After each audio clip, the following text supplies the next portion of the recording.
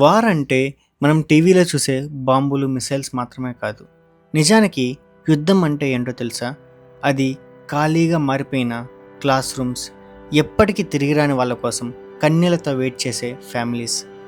కేవలం 3 రోజుల్లో సీన్ మొత్తం మారిపోయింది. వందలాది ప్రాణాలు గాలిలో కలిసిపోయాయి. శిథిలాల కింద చిన్న చిన్న ప్రాణాలు సమాధి అయిపోయాయి. ప్రతి న్యూస్ హెడ్లైన్ వెనుక ఒక గుండె కోత ఉంది. అసలు ఈ మిడిల్ ఈస్ట్ మళ్ళీ ఈ మంటల్లోకి ఎలా వెళ్ళింది? అసలు గొడవ ఏంటి? అసలు విషయం ఏంటంటే, ఇరాన్ ఇజ్రాయెల్ గొడవ నిన్న మొన్నటిది కాదు. ఇది దశాబ్దాల నాటి పగ.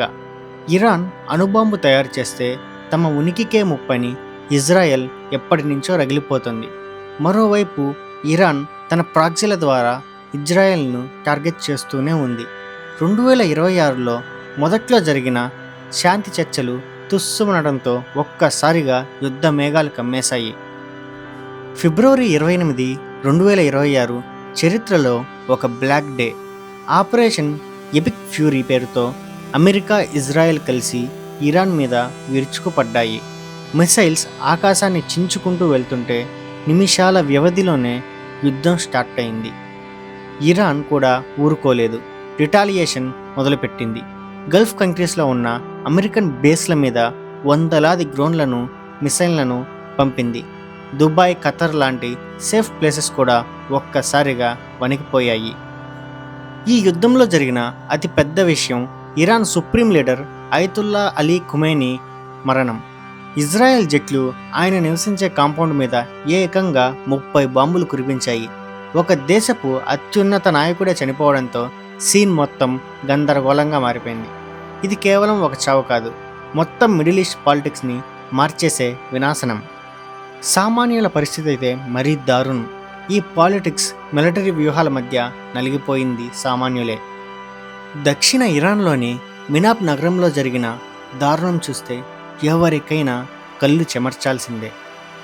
ఒక మిసైల్ ఒక గర్ల్స్ స్కూల్ పైన పడింది. అందులో సుమారు 180 మంది చిన్నారులు అక్కడికక్కడే చనిపోయారు.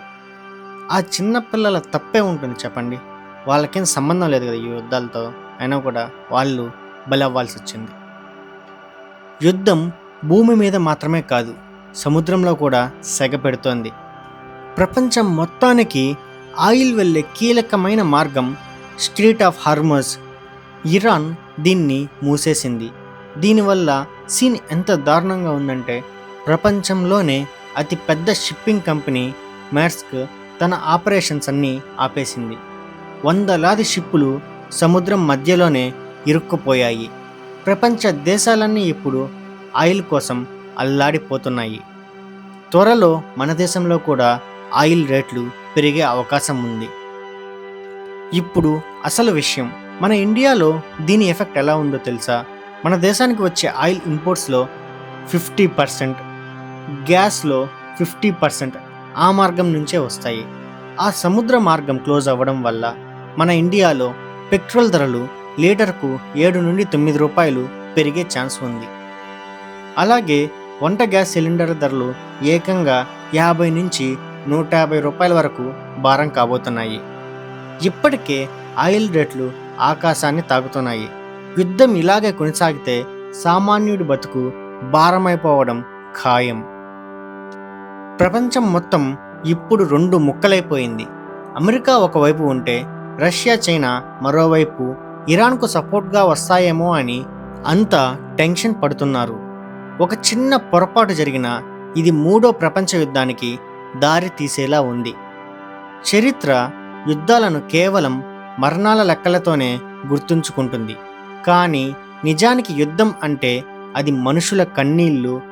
ప్రతి పేలుడు వెనుక ఒక ముగిసిన కథ ఉంటుంది. ప్రపంచంలో ఎక్కడో ఒక చోట ఒక ఫ్యామిలీ ఇప్పటికీ శాంతి కోసం ఎదురు చూస్తూనే ఉంటుంది. మరి మనం ఎలాంటి ప్రపంచాన్ని నిర్మిస్తున్నాం? ఆయుధాలతో గెలిచే ప్రపంచాన్నా, లేక మానవత్వంతో బ్రతికే ప్రపంచాన్నా? మీరేమనుకుంటున్నారో కామెంట్ అయితే తప్పకుండా చేయండి.